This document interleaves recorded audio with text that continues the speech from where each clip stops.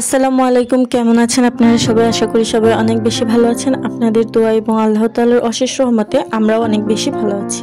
এই শাকটাকে কি আপনারা চেনেন? হ্যাঁ, এটা হচ্ছে ঢেঁকি শাক। আপনাদের এলাকায় কি বলে অবশ্যই আমাদেরকে জানাবেন।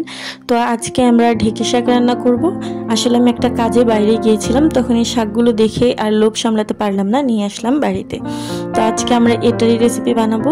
এটা হচ্ছে খুব সুন্দর করে ভাজি করবে আমার আম্মু। তো ভাজি করার আগে এটাকে সুন্দর করে কুটে নিয়েছে, শক্ত শক্ত ডাঁটগুলোকে ফেলে দিয়ে নরম নরম ডাঁটগুলো রেখে দিয়েছে। এবার কড়াইয়ে পরিমাণ মতো তেল, পেঁয়াজ কুচি, রসুন কুচি, তার সাথে কিছু শুকনো মরিচ কুচি দিয়ে সেটাকে ভালোভাবে ভেজে নিয়ে তার মধ্যে কেটে রাখা শাকগুলো দিয়ে দিয়েছে। এবার শাকের মধ্যে কিন্তু আলু কুচি করে দেওয়া হয়েছে আর দিয়ে দিয়েছে পরিমাণ মতো লবণ। এবার এই শাকটাকে চুলায় রেখে কিছুক্ষণ রান্না করলে এটা একদম হয়ে যাবে।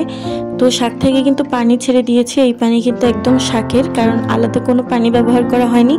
তো এবার এই পানিটাকে টানানোর পর যে শাকটা শুকনো শুকনো হয়ে আসবে তখনই আমরা এটাকে উঠিয়ে ফেলবো। তো আমাদের শাক রান্না একদম শেষ হয়ে গেছে। খুবই সুন্দর মজাদার একটা রেসিপি।